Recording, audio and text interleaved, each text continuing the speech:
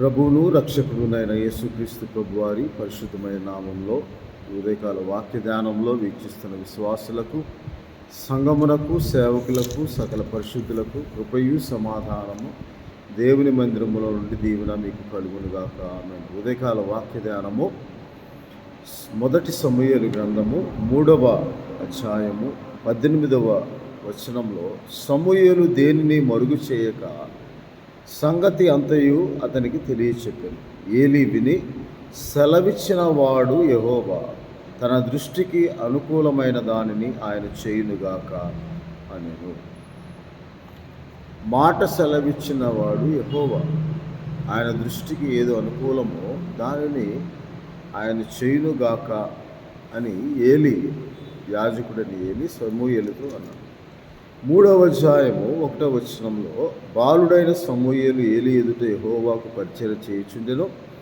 ఆ దినములో యెహోవా వాక్కు ప్రత్యక్షమగుట అరుదు, ప్రత్యక్షము తరచుగా తటిష్ఠించుట లేదు. కాబట్టి ఆ సమయంలో దేవుడు సమూయేలుకు తన వాక్కును ప్రత్యక్షపరచి ఇశ్రాయేలీయుల్లో జరగబో కార్యముల గురించి దేవుడు సమూయేలుకు తన వాక్కు ద్వారా తెలియచేసినప్పుడు, సమూయేలు దేవుని మందిరంలో దీపం మారిపోకుండా దేవుని మందసం ఉన్న యెహోవా మందిరంలో ఉన్నప్పుడు, యెహోవా సమూయేలును పిలిచినప్పుడు ఆ వాక్కును గుర్తిరగలేని బాల్య దశలో ఉన్నాడు.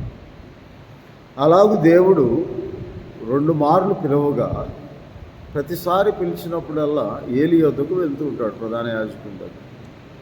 అప్పుడు ఏలీ అది గమనించి, ఎందుకనగా ఏలీ యెహోవా వాక్కు యొక్క ప్రత్యక్షతను ఎరిగి ఉన్నవాడు, అనుభవపూర్వకంగా దేవుని వాక్కును ఎరిగి ఉన్నవాడు, యాజకుడు అయిన ఏలీ సమూయేలును పిలిచినది దేవుడని చెప్పి 3వ మారు 8వ వచనంలో 7వ వచనం, సమూయేలు అప్పటికి యెహోవా వాక్కు ఎరుగకుండెను, యెహోవా వాక్కు అతనికి ఇంకా ప్రత్యక్షము కాలేదు కనుక యెహోవా 3వ మారు సమూయేలు పిలువగా అతను లేచి ఏలీ దగ్గరకు పోయి, చిత్తగించుము, నీవు నన్ను పిలిచితివే, ఇదిగో వచ్చేదానికి. ఏలీ యెహోవా ఆ బాలుని పిలిచిన గ్రహించి, నీవు పోయి పండుకొనుము, ఎవరైనాను నిన్ను పిలిచినట్లు యెహోవా నీ దాసుడు ఆలకించుచున్నాడు, ఆజ్ఞ ఇమ్మని చెప్పమని సమూయేలుతో అనగా, సమూయేలు పోయి తన స్థలంలో పండుకున్న తర్వాత యెహోవా ప్రత్యక్షమై నిలిచి, ఆ రీతిగా సమూయేలుని పిలువగా, సమూయేలు నీ దాసుడు ఆలకించుచున్నాడు, ఆజ్ఞ ఇమ్మనెను. అంతటా యెహోవా సమూయేలుతో ఇలాగ సెలవిచ్చెను,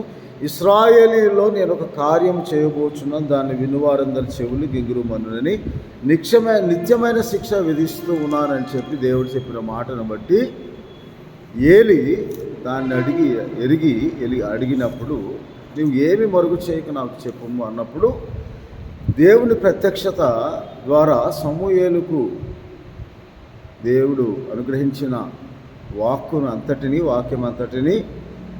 17వ వచనంలో, ఏలీ నీతో యెహోవా ఏమి సెలవిచ్చును, మరుగు చేయక దయచేసి నాతో చెప్పమని చెప్పినప్పుడు, అతడు సమస్తమును దేవుడు ఎలాగూ నిత్యమైన శిక్షను ఎలాగూ ఇశ్రాయేలును శిక్షించబోతూ ఉన్నాడో ప్రవక్తయగు సమూయేలు ద్వారా బాలుడైన దశలో చెప్పినప్పుడు, అప్పుడు ఏలీ అంటాడు ఏమని, సెలవిచ్చిన వాడు యెహోవా, దేవుడు మాట సెలవిస్తే అది తన దృష్టికి అనుకూలమైన దానిని ఆయన నెరవేరుస్తాడు. అది మేలైనా సరే, కీడైనా సరే, అది ఆశీర్వాదమైన, శాపమైన, దీవెనైన, దేవుని వాక్యమును దేవుడు తన చిత్తానుకూలంగా ఏది జరిగించాలో దాన్ని ప్రత్యక్షపరుస్తాడు ముందు. ఆ ప్రత్యక్ష ద్వారా దేవుడు ఆ వాక్కు ద్వారా హెచ్చరిక చేస్తాడు తన సేవకుల ద్వారా.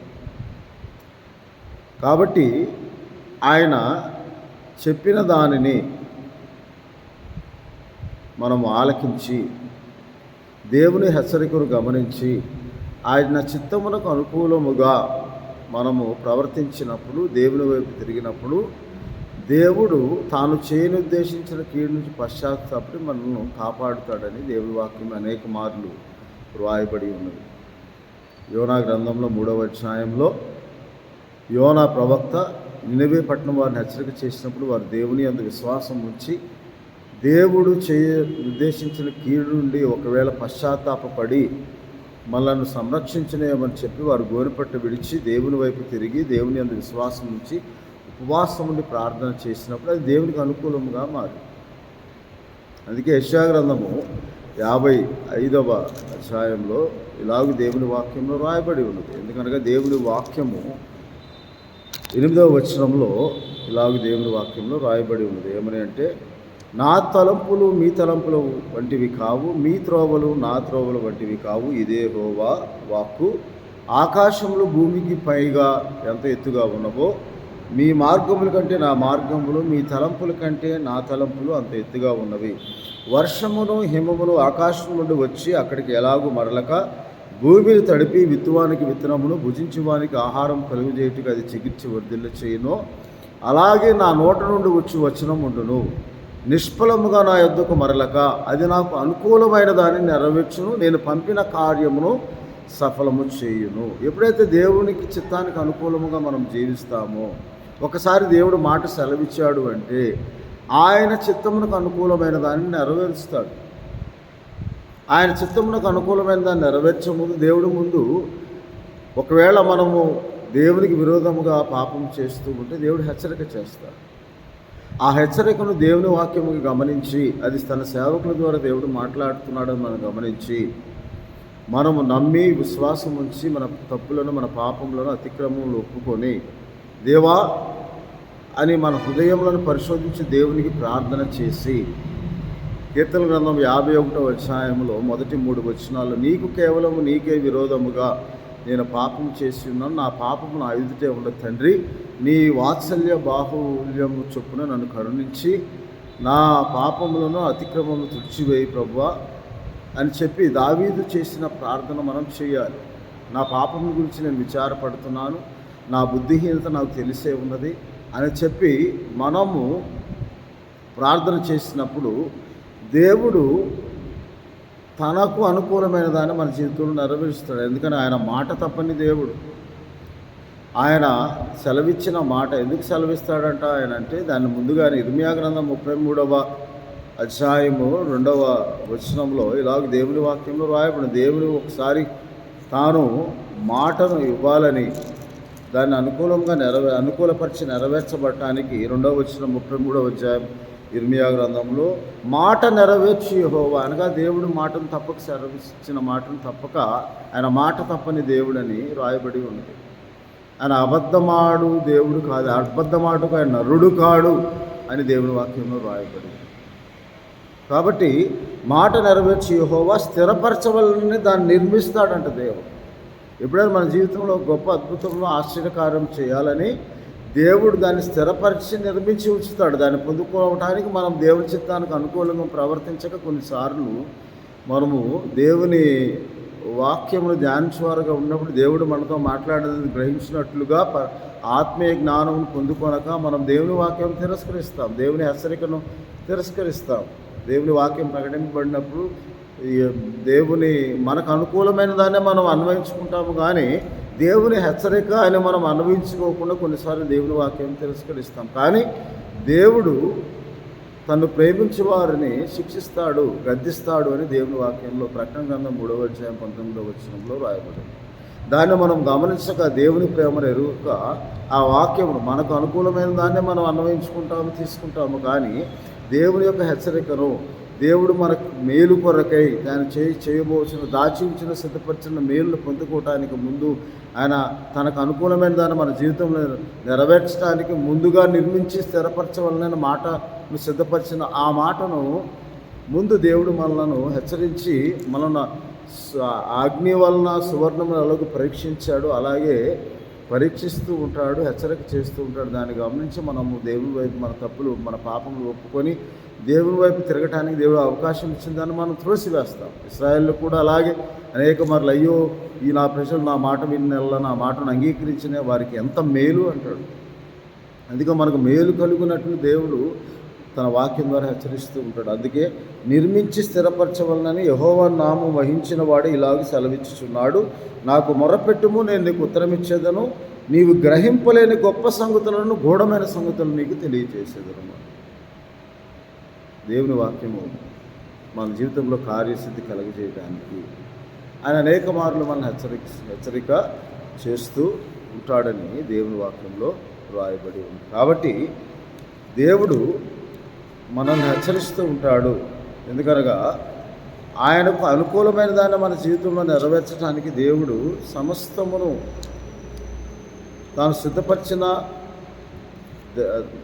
మేలును పొందుకోవటానికి, అది ఆరోగ్యమే కావచ్చు, ఇంకా ఆర్థిక సమస్యల నుంచి విడుదలే కావచ్చు, ఇంక ఏ విషయంలోనైనా గర్భఫలమే కావచ్చు, వివాహమే కావచ్చు, ఉద్యోగ ప్రయత్నమే కావచ్చు, మంచి భవిష్యత్తు కావచ్చు, దాన్ని బట్టి దేవుడి వాక్యము మనం నమ్మాలి. ఆయన వాక్యములన్నీ ఎందుకనగా సామెతల గ్రంథము 16వ అధ్యాయములు ఇలాగూ, హృదయాలోచనలు మనుషుని వశము, చక్కని ప్రత్యుత్తరం ఇచ్చుట యెహోవా వలన కలుగును.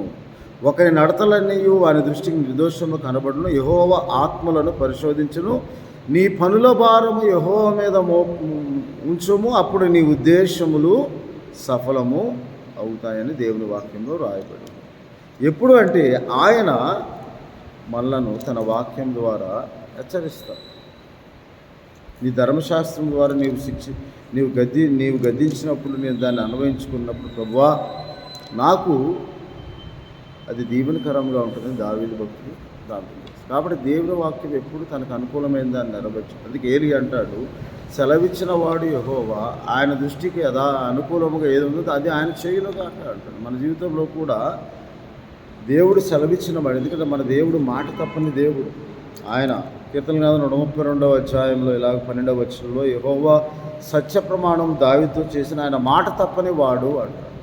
ఆయన మాట తప్పని దేవుడు అని మనం గమనించాలి. 116 దినవృత్తాంతములు 16వ అధ్యాయంలో దేవునికి స్తుతి చెల్లించు వాటిని గురించి మనం ధ్యానం చేస్తే, దేవుని ఆశ్చర్య కార్యములను, అద్భుత కార్యములను గూర్చి స్తుతించి కొనియాడి గణపరుస్తూ ఉన్న సమయంలో, దేవుడు మన జీవితంలో చేయు ప్రతి మేలుకు, ఉపకారములు, కృతజ్ఞతాస్తుతులు, స్తోత్రములు చెల్లించుకోవటానికి మనం ఏం చేయాలంటే, మొదటి దినవృత్తాంతంలో 16వ అధ్యాయము 35వ వచనములో, దేవా మా రక్షక, మమ్మల్ని రక్షించుము, మమ్మల్ని చేర్చుకొనుము, మేము నీ పరిశుద్ధ నామమును కృతజ్ఞతాస్తుతులు చెల్లించినట్లు, నిన్ను స్తుతించినట్లు, అతిశయించినట్లు మమ్మల్ని విడిపింపమని బతిమాలు కొనుడి అని దేవుని వాక్యంలో రాయబడి. దేవుని ఆశ్చర్య కార్యముల గురించి మనం, ఆయన చేసిన నిబంధన అన్నిటికీ స్థిరముగా ఉండినట్లు, ఆయన వాక్యము ద్వారా మనకు అనుగ్రహించిన వాగ్దానము సత్య ప్రమాణముగా, ఆయన చేసిన నిత్య నిర్ణయముగా దాన్ని మనం అన్వయించుకున్నప్పుడు, దేవుడు తనకు అనుకూలమైన దాన్ని మన జీవితంలో నెరవేరుస్తాడు. ఆయన మాట తప్పని దేవుడు. కాబట్టి అలాగూ మనము దేవునికి చేయు ప్రార్థన. అందుకే దావీదు భక్తుడు 57వ కీర్తనలో ఇలాగ దేవుని వాక్యంలో ప్రార్థన చేస్తాడు. ఏమని ప్రార్థన చేస్తాడంటే, నా కార్యము సఫలము చేయు దేవునికి నేను మొరపెట్టుచు, మహోన్నతుడైన దేవునికి నా కార్యము సఫలము చేయు దేవునికి నేను మొరపెట్టుచున్నానని 57వ కీర్తన 2వ వచనంలో మాట్లాడు. కాబట్టి ఆ వాక్యమును బట్టి, దేవుని వాక్యమును కీర్తిస్తూ, దేవుని నామమును బట్టి ఆయన వాక్యమును కీర్తిస్తూ, దేవుని యందు నమ్మకం ఇచ్చి నిరీక్షణతో మనము దేవుని వాక్యము, ఆయన నమ్మదగిన దేవుడు, ఆయన కృపగల దేవుడు, ఆయన వాత్సల్యత కలిగిన దేవుడు, ఆయన తన కార్యమును జరిగించే దేవుడు అని చెప్పి దేవుని వాక్యంలో రాయబడి ఉన్న ప్రకారం ఆయన మాట తప్పని దేవుడని, ఆయన మహోన్నతుడైన దీనిలైన మనం లక్ష్యపెట్టి దేవుడని మనము గమనించి, మనము అలాగూ దేవుని మాటను హెచ్చరికగా, ఆయన చేసిన దాన్ని, మన మేలు కొరకు ఆయన చేసిన వాటిని మనం గమనించుకొని ఆ మాటను నమ్మి మనల్ని మనం సరిదిద్దుకోవటానికి మన ప్రార్థన పూర్వకం ద్వారా దేవుని మీద, మాట మీద ఆశ పెట్టుకునే వారంగా ఉండినప్పుడు మనము దేవుని నిర్ణయం చొప్పున, దేవుని ఆత్మీయ నిర్ణయములన్నీ మన జీవితంలో కార్యసిద్ధి కలుగుతుంది. అందుకే ఆయనకు అనుకూలమైన దాన్ని నెరవేర్చడానికి ఆయన వాక్కును పంపి బాగు చేస్తాడు. ఆయన వాక్కును పంపి ఆయన సహాయం చేస్తాడు. ఆ వాక్యమే నువ్వు హత్తుకొని మనం జీవించినట్లా మనకు దీవెన కలుగుతుంది. దేవుని వాక్యంలో దేవుడు ఉదయకాల సమయంలో మాట్లాడుతుంది. ఆయనకు అనుకూలమైన దాన్ని మనము చేయాలి. అంటే ఆఖరిగా రోమాపత్రిక 12వ అధ్యాయం, ఉత్తమమును అనుకూలమునై ఉన్న దేవుని చిత్తం మీద పరీక్షించి తెలుసుకుని మనస్సు మారి రూపాంతరము చెందుట వలన మీరు మారు మనసు పొంది దేవుని చిత్తమును కనుగొని మీరు ఆయన వాక్యము మీ జీవితంలో కార్యసిద్ధి కలుగు చేయనట్లుగా ఆ వాక్యము నమ్మాలని దేవుని వాక్యంలో రాయబడి ఉన్న ప్రకారము ఆయనకు అనుకూలమైనది మన జీవితంలో నెరవేర్చబడాలంటే ఈ లోక మర్యాదను అనుసరింపక ఉత్తమమును అనుకూలమును సంపూర్ణమైన దేవుని చిత్తం మీద పరీక్షించి తెలుసుకున్నట్లు మీ మనస్సు మారి నూతన ముగిటి వలన రూపాంతరము చెందుడి. అంతరంగం యొక్క రూపము మారి దేవునికి అనుకూలంగా దేవునికి ఇష్టముగా ఉండినప్పుడు ఆయనకు చిత్తమునకు అనుకూలమైన ఆ వాగ్దానమును దేవుడు సత్య ప్రమాణమును మన జీవితంలో నెరవేర్చి మనకు సహాయం చేసి కార్యసిద్ధి కలుగు చేస్తాడు ఉదయకాల సమయంలో. అందుకే ఏలి అన్నట్లుగా ఆయన దృష్టికి అనుకూలమేది ఆయన చేయునుగాక, ఆయన సెలవిచ్చిన మాట తప్పక ఆయన చేయునుగాక. అలాగే దేవుని వాక్యము మీ జీవితంలో మీ ప్రార్థన సఫలపరచబడినట్లు కార్యసిద్ధి కలుగునట్లు ఆయన వాక్యం ఆయన చిత్తమునకు అనుకూలమైనది మీకు జరుగునుగాక. ఆమె మీ విశ్వసించిన ప్రకారం మీకు అవునుగాక, మీ నమ్మక చొప్పున మీకు జరుగునుగాక. ఆమె ప్రార్థన చేసుకుందాం. పరిశుద్ధుడవును మహోన్నతుడైన తండ్రి, మీకు స్తోత్రాలు. అవును తండ్రి, యెహోవా సెలవిచ్చి ఉన్నాడు. దాన్ని నీవు సెలవిచ్చిన మాట మీకు అనుకూలమైనది మా జీవితం నెరవేర్చబడినట్లు ప్రతి సత్య ప్రమాణమును వాగ్దానముగా ప్రభు ప్రతి ఒక్కరి జీవితంలో వీడియో ద్వారా వీక్షిస్తూ మీ వాక్యమును ముందు విశ్వసించి మీ వాక్యమును నమ్ముకొని మీ వాక్యమును హత్తుకొని మీరు చేసిన హెచ్చరికను అది మేలుకరముగా భావించి అన్వయించుకొని మీ వాక్యమునకు లోబడి ప్రభు మీ వాక్యం బట్టి మిమ్మల్ని కీర్తించి ప్రార్థించి మీ చిత్తమునకు అనుకూలమై మీరు వారి కొరకు నిర్మించి సిద్ధపరిచి నాదా ఆ కార్యము సఫలం పరచబడినట్లు ప్రతి ఒక్కరి జీవితంలో మీరు మీ వాక్యమును పంపి ప్రతి ఒక్కరికి ప్రభు కార్యసిద్ధి కలుగు చేయమని ప్రతి ఒక్కరి విశ్వాసం బట్టి నమ్మిక చొప్పున కార్యసిద్ధి కలుగు చేసి ప్రభు మా కార్యము సఫలం చేయ దేవునికి నీకు ప్రార్థిస్తూ యేసుక్రీస్తు ప్రభు వారి పరిశుద్ధమైన నామం ప్రార్థన చేయించున్నాము తండ్రి. ఆమె మన తండ్రి అయిన దేవుని ప్రేమ ప్రభువుని రక్షకుడైన యేసుక్రీస్తు వారి కృప యెహోవా సెలవిచ్చి ఉన్నాడు. ఆయన తప్పక మాట స్థిరపరిచి ఆయనకు అనుకూలమైన దాన్ని మీ జీవితంలో నెరవేర్చి మిమ్మల్ని ఆశీర్వదించును గాక. ఆమె దేవుని దీవించును గాక. ఆమె.